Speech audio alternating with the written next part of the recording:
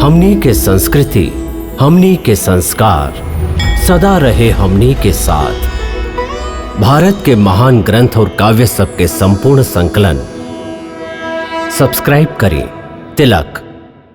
तू अपन सेना के संगे यह यज्ञ के अश्व के रक्षा खातिर एकरा पीछे पीछे चलिहा। ये पुण्य आत्मा अश्व स्वेच्छा से जहर भी जायल चाहे एकरा के जाय दिया। रास्ता में एकरा माथा पर लिखल चुनौती के पढ़ के यदि केहू एकरा के रोके या पकड़ेगे तो तोहके ओकरा से युद्ध करके ये अश्व के स्वतंत्र करावे के होई। महाराज के छोट भैया जी, कृपा करके आप इतना उदारता मत दिखाई, काहे कि हम ई घोड़ा के तो छोड़े वाला नहीं खी। एकरा यहाँ से खाली महाराज राम ही ले जा सके हैं, वो भी हमरा हरा के या फिर ई चुनौती वापस लेके। तू तो बहुत छोट बड़ा, ऐसा दुस्साहस कैसे कर सकेला? ये आपके के कह दिलस कि जे छोट हो खेलन वो दुस्साहस ना कर सकेलन। बिच्छू बहुत छोट हो खेला, बाकी आपन विष से ऊंट के भी मार सकेला।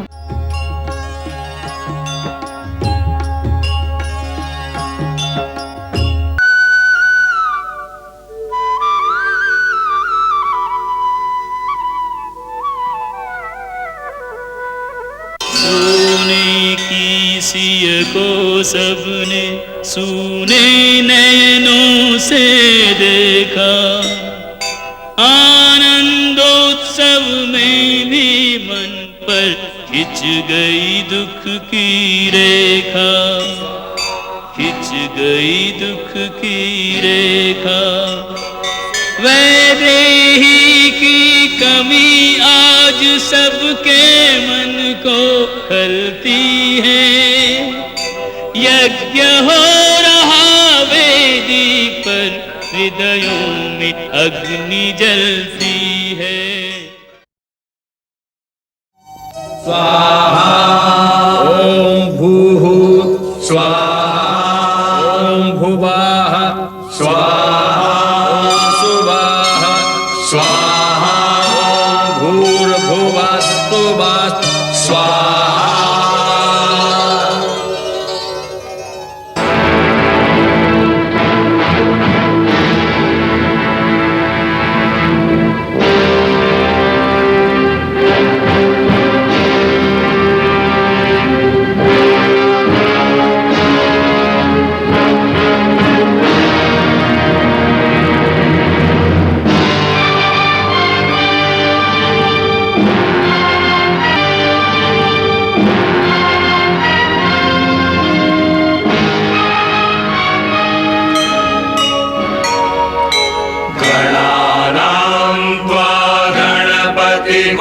हवामहे प्रियाणां त्वा प्रियपतिगं हवामहे, निधीनां त्वा निधिपतिगं हवामहे। आहं जानि गर्भ। हे यज्ञ के महान अश्व, तू चारों दिशा में रघुकुल के यश फैलावा और दिग्विजय प्राप्त करा। शत्रुघ्न, तू अपन सेना के संगे यह यज्ञ के अश्व के रक्षा खातिर एकरा पीछे पीछे चलिहा। ये पुण्य आत्मा अश्व स्वेच्छा से जहर भी जायल चाहे एकरा के जाय दिया। रास्ता में एकरा माथा पर लिखल चुनौती के पढ़ के यदि केहू एकरा के रोके या पकड़ेगे तो तोहके ओकरा से युद्ध करके ये अश्व के स्वतंत्र करावे के होई। देखा, रघुकुल में हारे की रीत नहीं खे, ऐसे हमरा सामने विजयी होके ही आई हा। तोहरा लौटे तक ये यज्ञ पूजा हर दिन चली और ई दिग्विजय अश्व के लौटला के बाद ही यह यज्ञ के पूर्णाहुति हुई। सूर्यवंश के कीर्ति पताका अब तोहरा हाथ में बा, ई झुके ना पावे।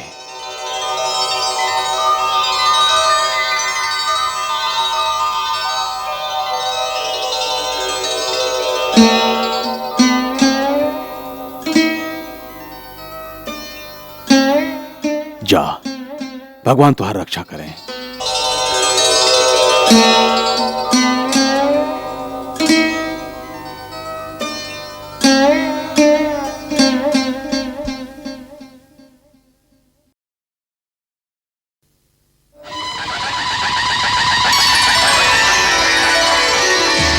धर कांधे पर अश्व के कुल का कीर्ति स्तंभ, अश्वमेध का राम ने किया यज्ञ प्रारंभ। इदं विष्णुः विचक्रमे त्रेधा निदधे पदं, समूढमस्य पांसुरे स्वाहा।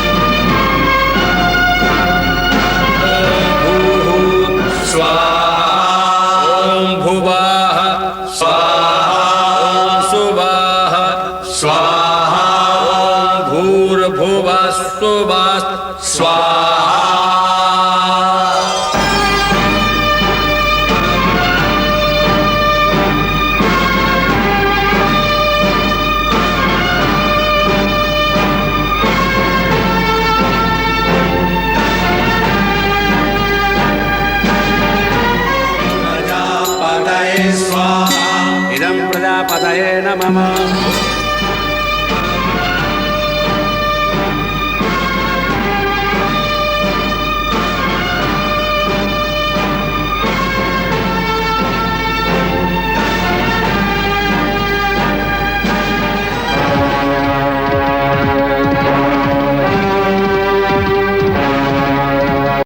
महाराज के जय होखे। महाराज, सेना के एगो दूत के द्वारा महाराज शत्रुघ्न के एगो शुभ समाचार आइल बा कि यज्ञ के घोड़ा चारों दिशा में विचरण करके कौशल राज के सीमा में प्रवेश कर गइल बा।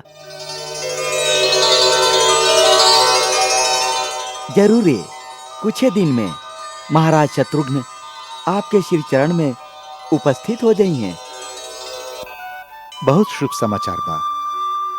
गुरुदेव के एकर सूचना दिया जाए। जे आज्ञा महाराज। प्रभु, आपके बधाई होके। यज्ञ के घोड़ा दिग्विजय करके आपन देश लौट आइला। हनुमान, ये सब गुरुदेव के अनुकंपा बा। महाराज सुग्रीव, सत्संग के समय हो गई है। चली सत्संग भवन में चली। आज रात गुरुदेव आत्मा और परमात्मा के संबंध पर प्रवचन करिए। चली, ऐसन सत्संग तो बड़ा दुर्लभ बा। दिन में यज्ञ और रात के समय धर्म के चर्चा। चली।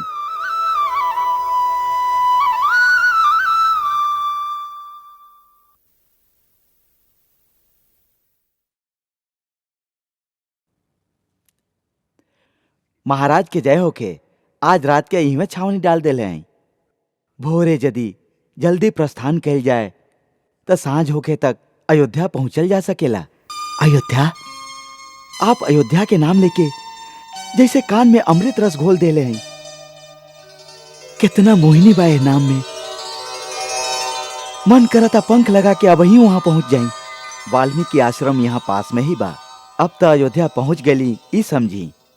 आप थोड़का विश्राम करी और हम देखत हई कि यज्ञ के घोड़ा कहवा घूम रहल बा और सैनिक ओकरा संगे पहरा पर बाड़न या ना।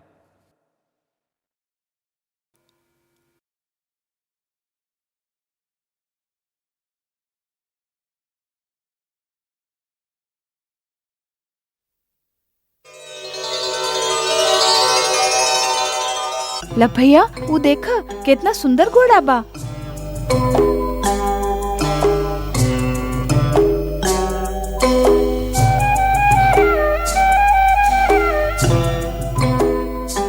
ई तो बड़ा विचित्र घोड़ा बा। देखा तो एहर कैसे आ गइल। चला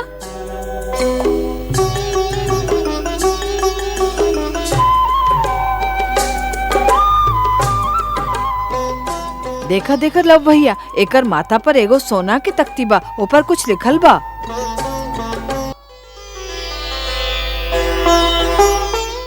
राज राजेश्वर छत्रपति महाराज श्री राम के अश्वमेघ यज्ञ के ई घोड़ा दिग दिगांतर में स्वतंत्र भ्रमण खातिर छोड़ल गईल ह। एकरा आगे जे नतमस्तक होई ओकरा महाराज रामचंद्र के शरण प्राप्त होई और जे एकरा पकड़े के दुस्साहस करी ओकरा महाराज रामचंद्र के सेना से युद्ध के चुनौती स्वीकार करे के पड़ी।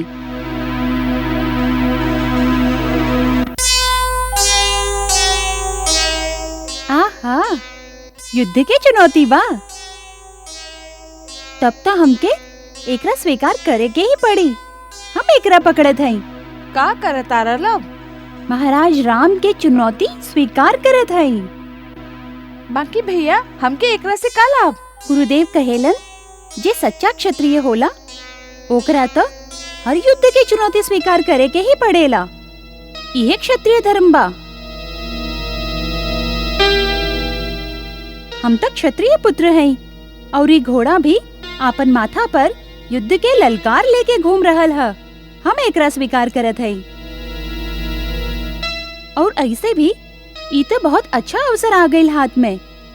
कुश भैया के महाराज राम से कुछ प्रश्न पूछे के रहे।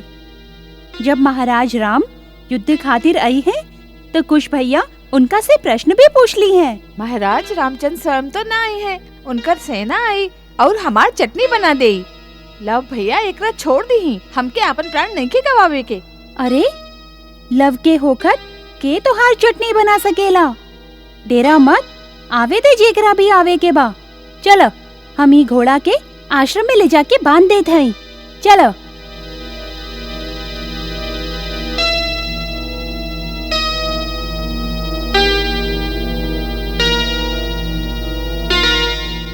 हाँ?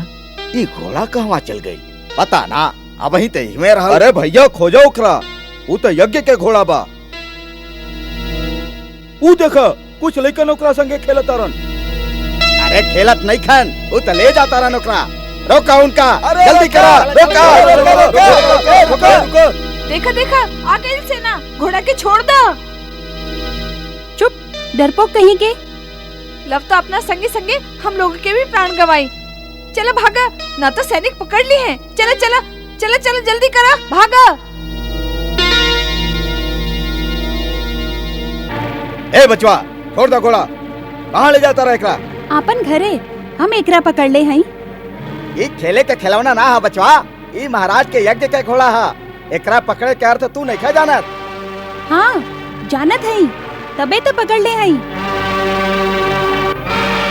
जाके आपन महाराज राम से कहा कि हम उनकर युद्ध के चुनौती के स्वीकार कर ले हैं। यदि इच्छा होके तो आ जाए युद्ध करे खातिर। हम त लइका समझ के तोके दंड ना देली, बाकी तू तो दुष्ट लइका बाड़ा। लावा घोड़ा हमके दा, एहर लावा।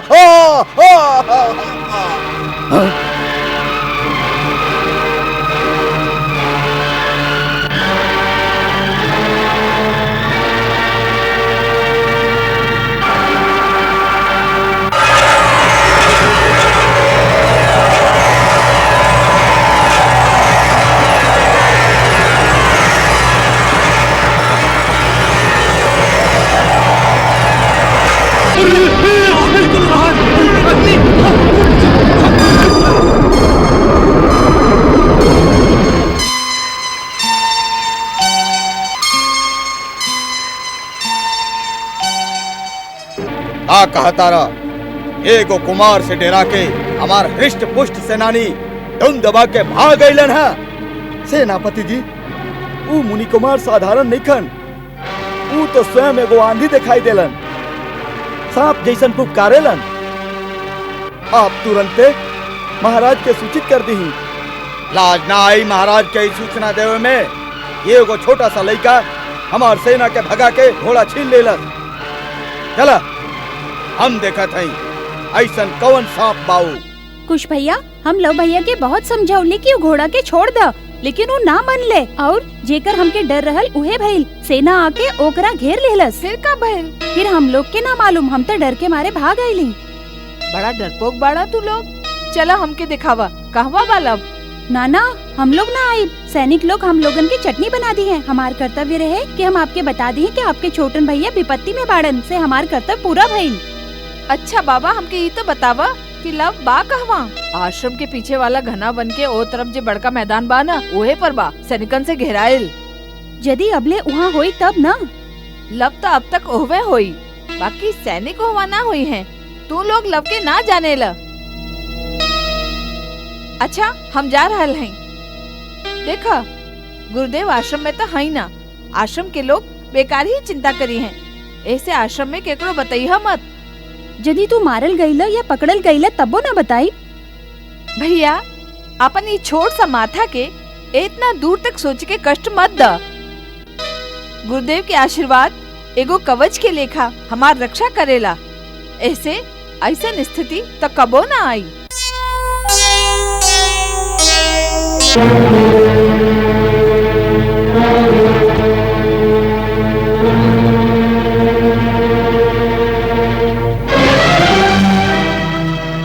छोड़ दे घोड़ा के।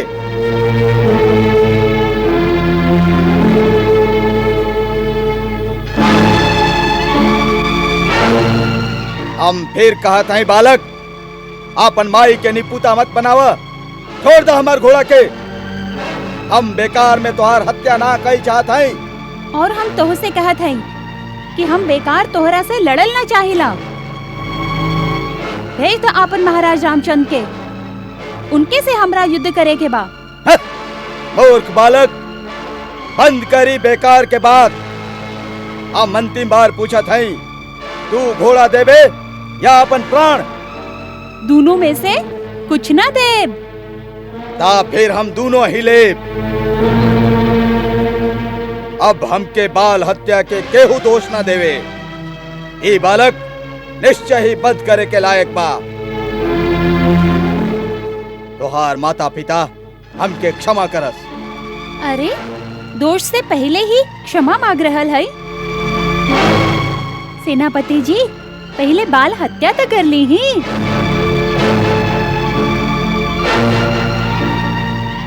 तू बेबस कर दिहले बड़ा दुष्ट बालक। इधर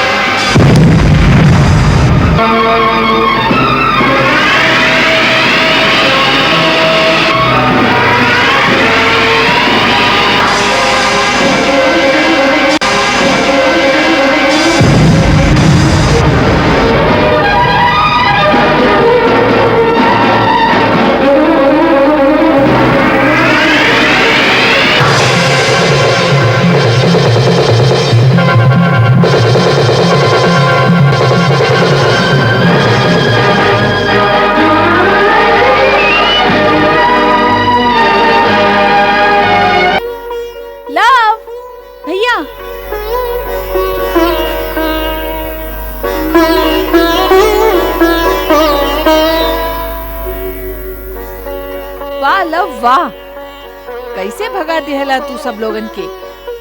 बाकी वो बेचारा सेनापति के जान से मारे की जरूरत ना रहल। मूर्ख रहे बेचारा, और मूर्खता खातिर प्राण दंड देहल उचित नहीं खे। भैया, हम ओकरा जान से कहाँ मारले हई?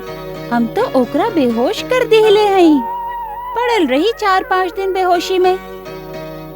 देखला भैया, हम महाराज राम के बुलावे के सगरे प्रबंध कर दिहले हई। अब पूछला उनका से सगरे प्रश्न। जरूर पूछब, बाकी लव ई घोड़ा के पकड़ल हम लोग खातिर उचित रहे या ना? गुरुदेव का कहे? भैया पढ़ लो घोड़ा के माथा पर का लिखल बा, फिर ई प्रश्न पूछी है हमरा से।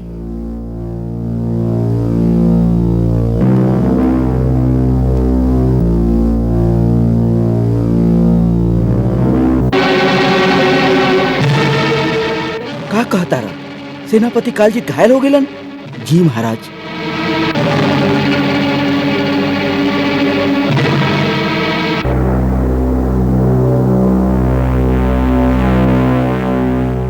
लो भैया सूर्य पताका वाला रथ आ रहल बा, आपन प्रश्न के सूची बना ल।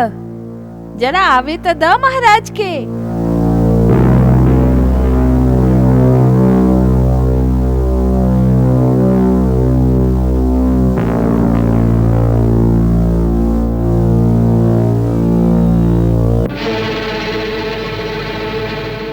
हम सुनले रही कि एक ही बालक है, तू तो दूगो बड़ा। चिंता मत करी, आपसे एक के को लड़ी। आप ये बतावे के कृपा करी कि का आप अयोध्या नरेश महाराज राम हैं? ना ना तो फिर ये आप रथ पर सूर्य पताका लगा के काहे घूम रहल हैं? लोगन के भ्रमित करे खातिर?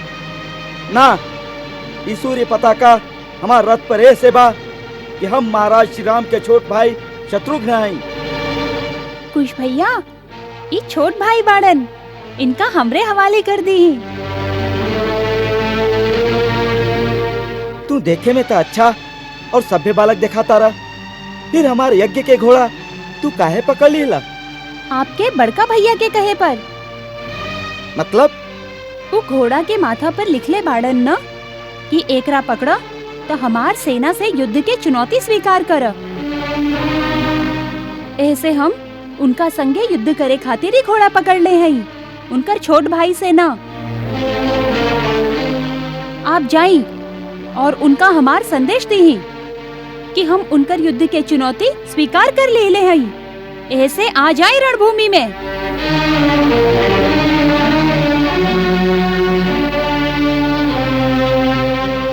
देखा, ई लड़कपना के बाद अच्छा ना होला। ई घोड़ा यज्ञ के बाद एकरा छोड़ दा। तुहार अवस्था के देख के हमके दया आवता, हम तुहार दूसरा अपराध क्षमा कर दे।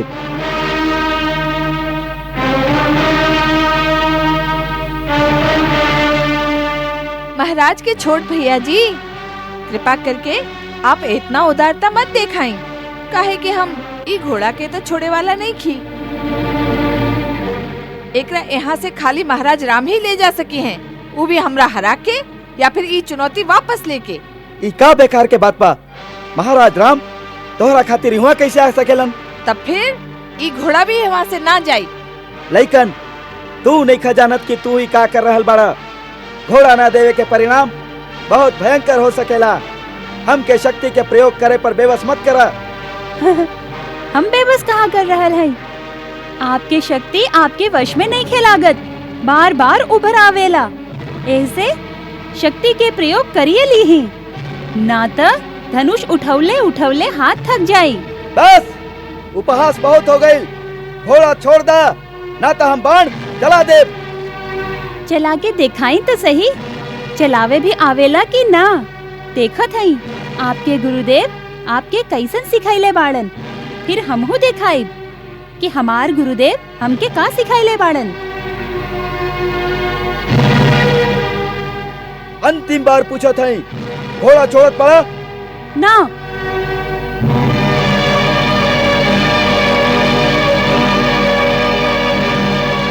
तो हम बेबस हई, हमार कर्तव्य बा घोड़ा के छोड़ावल।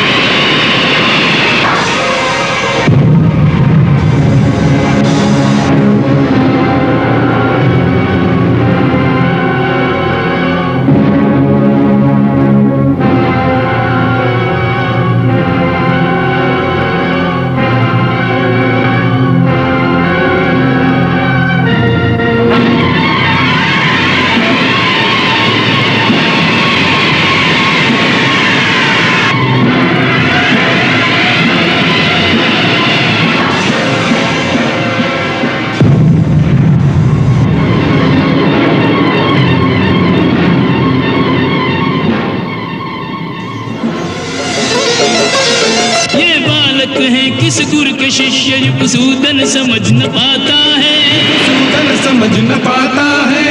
किरण कौशल देख देख आश्चर्यचकित रह जाता है, आश्चर्यचकित रह जाता है। कभी अग्नि बाण कभी मेघ बाण, बाणों पे बाण बरसाता है, बाणों पे बाण बरसाता है। दो वीरों के तीरों से हर तीर विफल हो जाता है, हर तीर विफल हो जाता है। ये तेजवंत ये शक्तिमान कैसे भी हाथ न आवे, तीरन से काटे तीरन को, तीरन पे तीर चलावे। लव कुश परम वीर, बालक शूरवीर।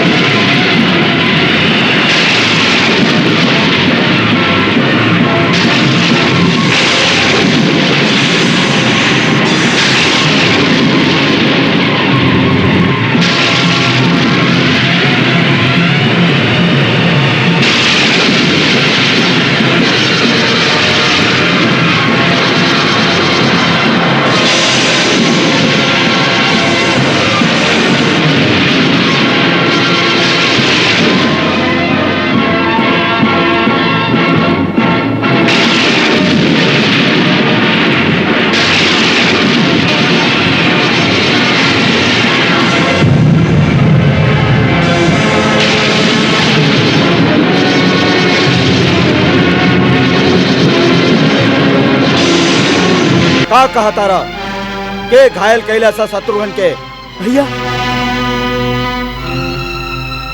ई कैसन समाचार बा भैया? शत्रुघ्न घायल हो गइल बा? ओहे तो हम जानल चाहत हई के घायल कैला सोकरा? दूगो ऋषि कुमार शत्रुघ्न के घायल कर दिलस? असंभव।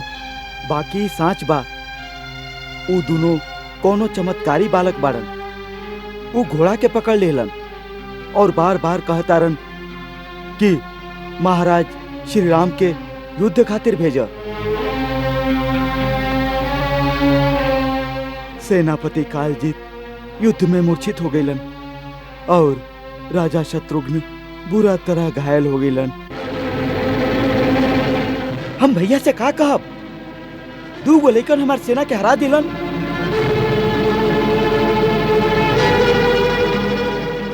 बाकी उनका सूचना दिहल जरूरी बा और यही समय वो सुतल बाड़न, जगावे के पड़ी। चला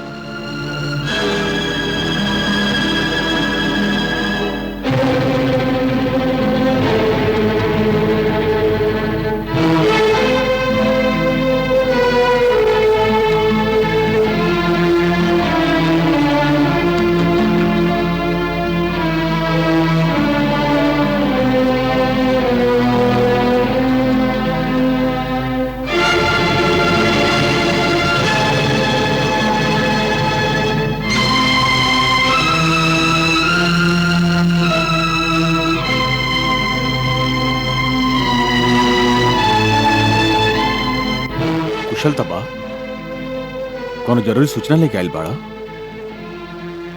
भैया शत्रुघ्न घायल हो गई बा। शत्रुघ्न कैसे?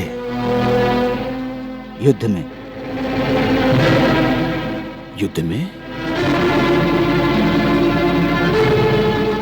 युद्ध में कौना देश के राजा ऐसा दुस्साहस कैलाश?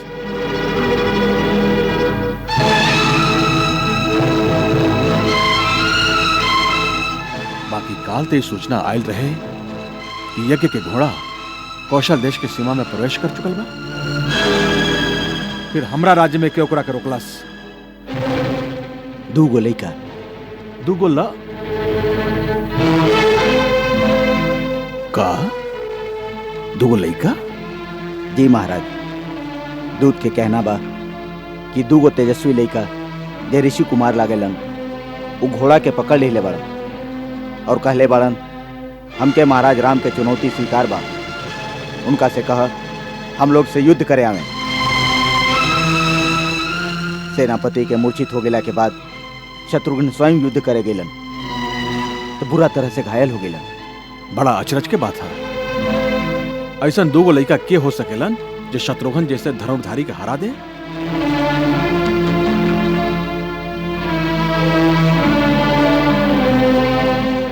हम स्वयं जाए, हमरा जाए की व्यवस्था कल जाए।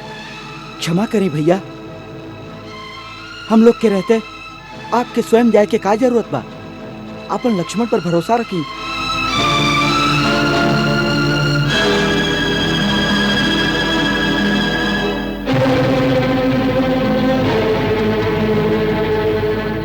ठीक बा भरत। जी महाराज। लक्ष्मण के संग जाए वाली सेना में अच्छा से अच्छा योद्धा भेजा जाए। महाराज,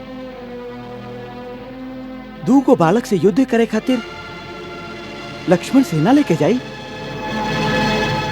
आप अपन दास के अपमान मत करें।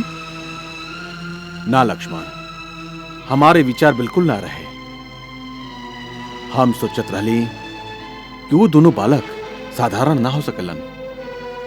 जरूर कोनो मायावी भेष बदल के कौतुक कर रहल बा। यह बात पता स्वयं काल भी वो दोनों लड़का के रूप धारण करके आ गई तो वो हमार हाथ से ना बची। हमके प्रस्थान की आज्ञा दी।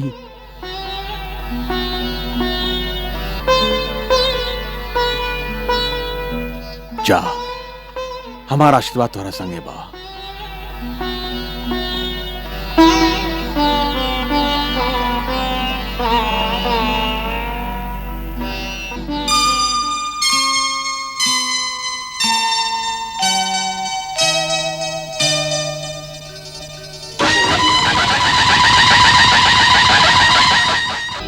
लो भैया, अयोध्या से कौनो रथ आ रहल बा।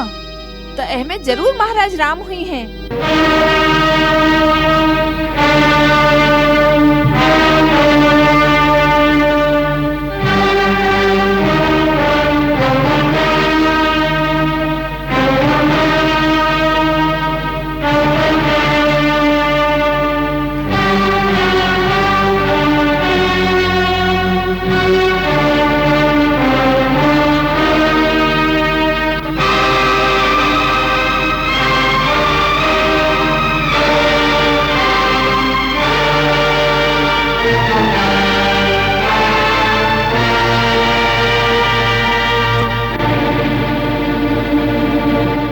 घोड़ा के जे दोनों मुनि कुमार पकड़ ले बाड़न, उनका हमारा सामने उपस्थित करा।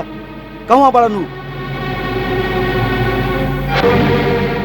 श्रीमान, आपके का हम मुनि कुमार जैसे ना देखा था।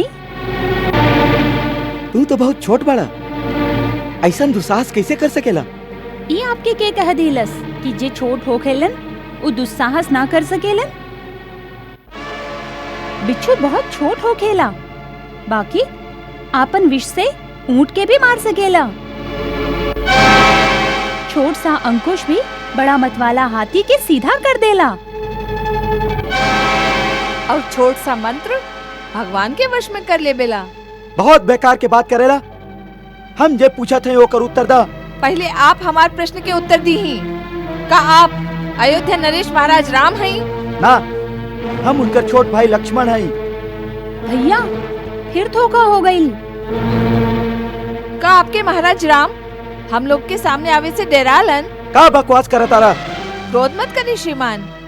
क्रोध से ज्ञान के नाश होखेला और ज्ञान के नाश होखे से बुद्धि भटक जाला और बुद्धि के भटके से मनुष्य के पतन हो जाला।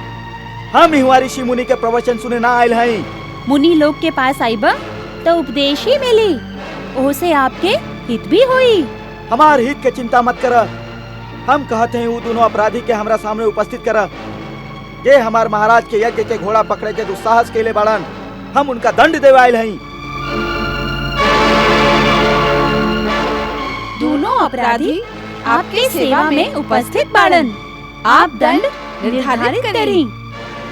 तू दोनों ना तू हो ही ना सकेला। ऐसा कोमल छोट छोट हाथ और ये छोट छोट धनुष तू हो ही ना सकेला। और यदि तू बाड़ा भी था ऐसा सुकोमल लइकन के दंड देवे की इच्छा ना हुई, लाव हमार घोड़ा हमके लौटा दा और जाके लइकन के साथे खेला। ये तो अच्छा बात बा कि आप हमके दंड ना दिहल चाहिए, बाकी हम आपके घोड़ा ना दिहल चाहिए। घोड़ा चाहिए तो महाराज राम से कहीं कि हम लोग घोड़ा के माथा पर लिखल चुनौती स्वीकार कर ले हैं, हम लोग से आके स्वयं युद्ध करें, बार बार छोट भाई लोग के भेज के हमार समय बर्बाद ना करें। लागता तू तो दया के पात्र नहीं खा, हम तो तोहार उम्मीद पर दया करके तोहार अपराध क्षमा करत रही। आप अपराध क्षमा करत रहली, ई तो न्याय के विरुद्ध है। अपराधी के दंड अवश्य मिले के चाहिए। आपके अयोध्या में तो निर्दोष के भी दंड देवे की रीत बा। अयोध्या में कोनो निर्दोष के दंड ना दिहल जाला। अच्छा, तब महारानी सीता के का दोष रहे जिनका इतना महान दंड दिहल गयल? तब आपके हृदय में का कौनो दया न रहे, फिर आज कहाँ से आ गई दया?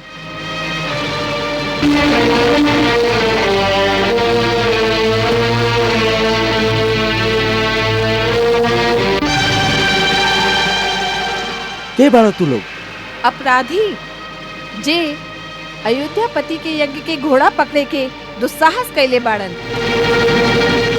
यदि हमके दंड देवे के इतना इच्छा बा तो अपन मन के आकांक्षा पूरा कर ली ही, ना तो आराम से वापस चल जाई। हमके आपसे कौनो काम नहीं खे, हम लोग के तो खाली महाराज राम से बात करे के बा। आप हमार समय बर्बाद मत करी। मूर्ख बालक, तू नहीं खजानत कि तू के कर अपमान कर रहल बाड़ा। हम तू दोनों के एक क्षण में भस्म कर सकत हई। देरी मत लगाई, ना तो ये क्रोध ठंडा हो जाए, फिर कुछ ना होई आपसे। हमार क्रोध से डरा लइकन, हम लक्ष्मण हई के मेघनाथ के मरले रहे। पहले आप में खाली क्रोध रहल, अब घमंड भी आ गई बा। ये दोनों अवगुण आपके पराजय के चिन्हानी बा। तू बहुत चंचल और बातू नहीं बड़ा, पहले हम तोहार जीभ से काट लें।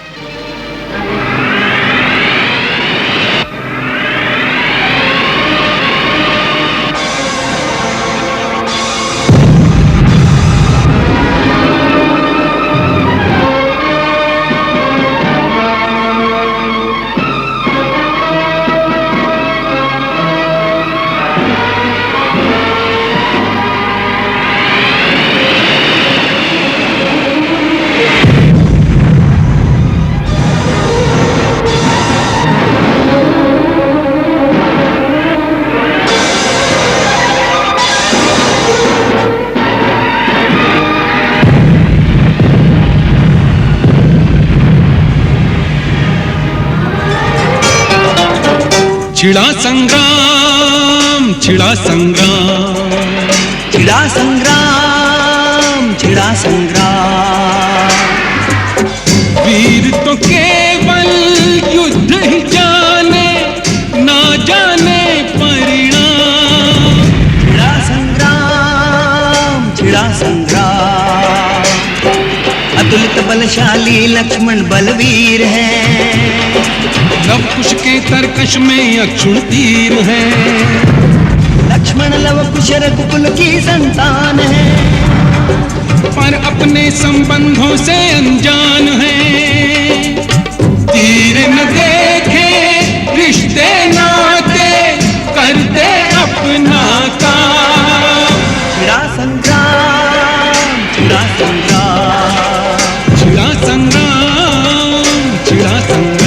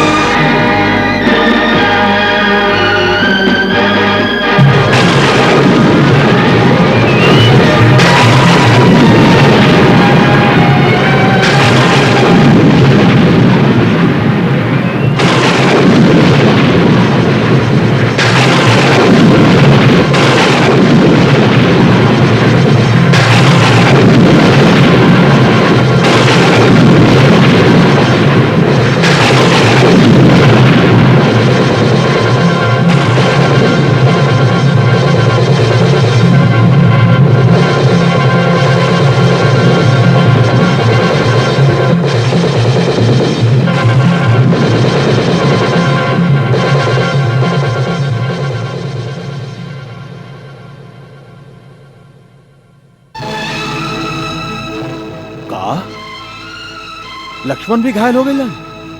जी महाराज, बहुत घमासान युद्ध भइल। दोनों ओरी से दिव्य अस्त्र चलावल गई। बाकी एगो शक्ति लागे से कुमार लक्ष्मण बुरी तरह से घायल हो गए।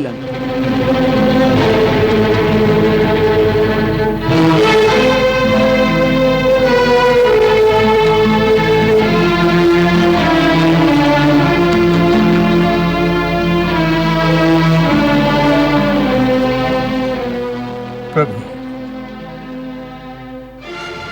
इस साधारण लइकन के काम ना हो सकेला। या तो कोनो मायावी बाड़न या कोनो दिव्य लइकन, केहू भी होके। बाकी जे लक्ष्मण और शत्रुघ्न जैसे योद्धा के पराजित कर सकेलन, वो परम शक्तिशाली जरूर बड़ा। महाराज, हमके आज्ञा दी। हम यही समय प्रस्थान करत हैं। प्रभु, हमके भी कुमार भरत के संगे जाए की आज्ञा दी। वानर राज, आप ऐसा में हमारा अतिथि हैं। हम आप पर ही भार ना डाल सके। हम अतिथि ना हैं, हम प्रभु के मित्र हैं। संकट के समय मित्र के धर्म बा, मित्र के सहायता कई। ऐसे कृपा करके जाए की आज्ञा प्रदान करें। प्रभु, सेवा के अवसर हमके भी दिहल जाए। हमके ऐसा मालूम पड़ा था कि यह कांड में जरूर कोनो गूढ़ रहस्य बा।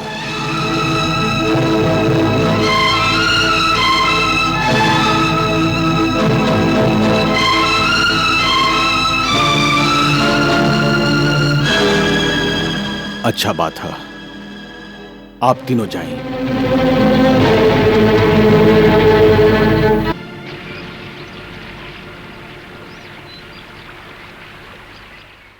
सूर्योदय के समय हो गई हा। हमके माई खातिर कमल के फूल लावे जाए की पड़ी। तो जा भैया, चिंता मत करो, हम एह रहब। यदि महाराज राम आ गईलन तो हम तोहरा खातिर उनका रोक के रखब। जब तक तू ना आईब हम उनका से युद्ध करत रहब। अच्छा, लेकिन हार मत जाइहा। भैया, गुरुदेव कहले रही ना कि अब हम संसार में केहू से हार ना सकी। जब गुरुदेव के आशीर्वाद संगे बा तो हम कैसे हारब। अच्छा बात बा, शायद हम त केहू के आवे से पहले ही आ जाए। भैया, माई के ये सब कुछ मत बताई है, चिंता करी है और पूजा में मन ना लगी। यदि पूजा में मन ना लगी तो हम लोग के पिताजी के दर्शन होके में और देरी हो जाए। ठीक कहला तू। अच्छा, हम चलत हैं।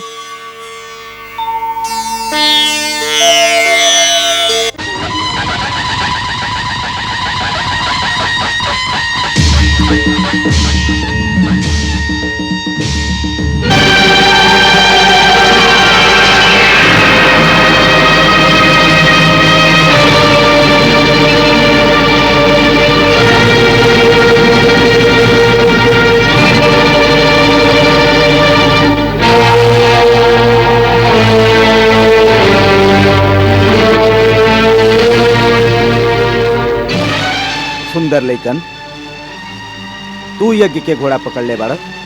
जी हाँ।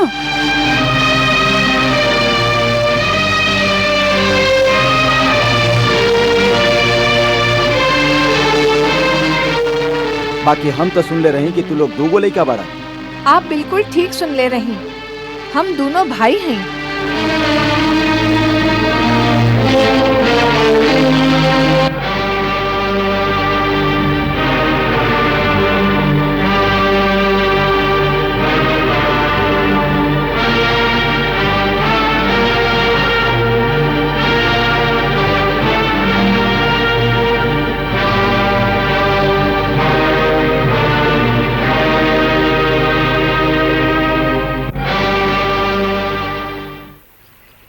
हनुमत चकित प्रसन्न चित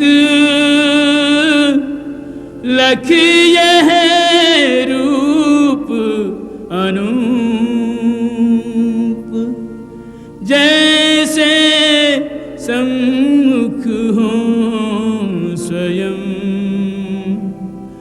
रघुवर बाल स्वरूप।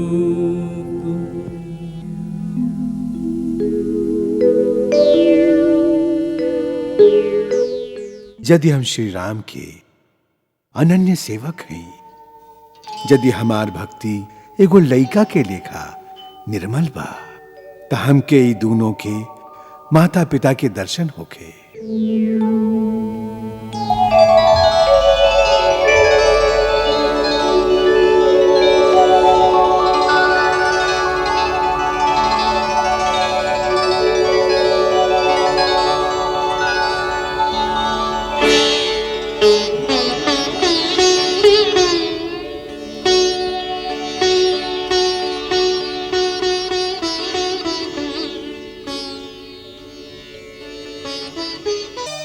सुंदर, कैसन मनोहर जोड़ी बा।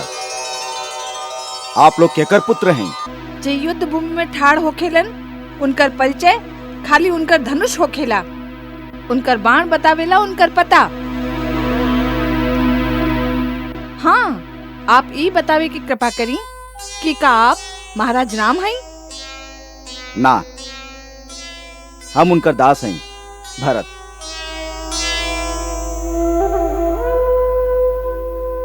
ये है महाराज सुग्रीव और ये है वीर हनुमान।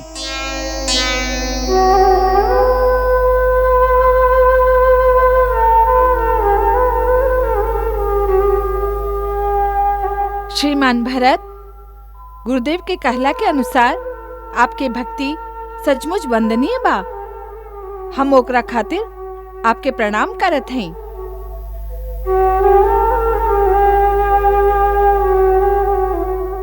महाराज सुग्रीव, आप राज्य पाके भी एगो वनवासी से जे मित्रता निभैले हैं, ऊ सराहनीय बा। और हे परम वीर हनुमान, आप भक्ति के चरम सीमा के सार्थक कर देली। ओकरा खातिर हम आपके कोटि कोटि प्रणाम कैल चाहत हैं। बाकी ए समय आप युद्ध भूमि में प्रतिद्वंदी के रूप में हमसे युद्ध करे आयल हैं। ऐसे हम आप तीनों से युद्ध करे खातिर बेबस हैं। हमके क्षमा करें।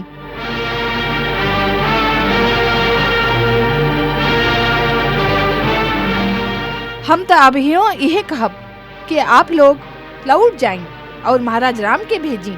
हम लोग तो उनका चुनौती स्वीकार कर ले हैं। हम आपसे युद्ध कैल ना चाहिला।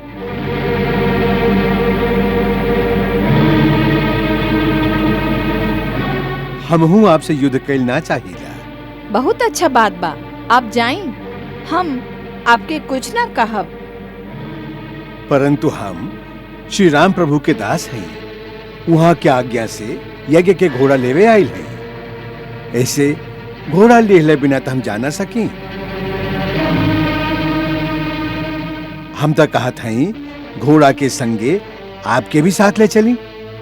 बंदी बना के ना, यदि हमारे स्वामी के काम हो जाए तो हम आपके भी अपन स्वामी बना के ले जा सकते हैं। हनुमान जी, अब वीर तो हैं ही। अब पता चलल कि चतुर भी बहुत हैं। ऐसे मीठ मीठ बात के मोह जाल में फंसा के आप हमके आपन राजा के पास ले जाके आपन सफलता के प्रमाण भी दिहल चाहत हैं और हमके बंदी बना के दंड भी दियावल चाहत हैं। हम ये बात के जाल में आवे वाला नहीं की। भैया, सीधा सीधा कहा ना कि हम महाराज राम के चुनौती पढ़ के घोड़ा पकड़ ले हैं। उनका कहा कि स्वयं आवे, हम लोग से युद्ध करके या तो घोड़ा ले जाए या हार मान के चुनौती वापस ले लेवे।